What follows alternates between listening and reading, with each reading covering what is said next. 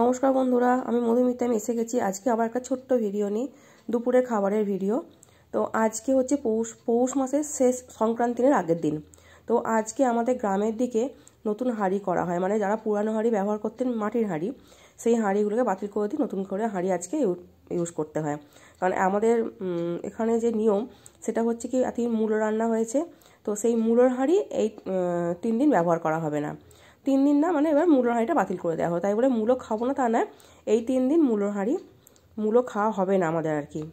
তার জন্য সেই নতুন হাঁড়ি, যেহেতু আজকে নতুন করে হাঁড়ি ব্যবহার করা হয়, তার জন্য আমাদের এখানে 5 তরকারি রান্না করতে হয়। শাক, মাছ, ডাল তো অবশ্যই থাকে, তো এর সাথে সাথে 5 তরকারি করা হয়। তো চলুন দেখিয়ে দিই যে আজকে আমি কি কি রান্না করেছি।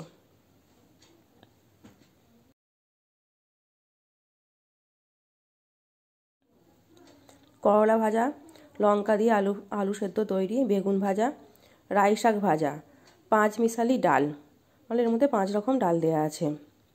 আর আছে বাঁধাকপির ডালনা, মিষ্টি মিষ্টি, আর আছে মাছ ভাজা, আর সাদা ভাত তো আপনারা দেখতেই পাচ্ছেন। তো এই ছিল আজকে আমার দুপুরে খাবার দাবার। সকলে ভালো থাকবেন, টাটা।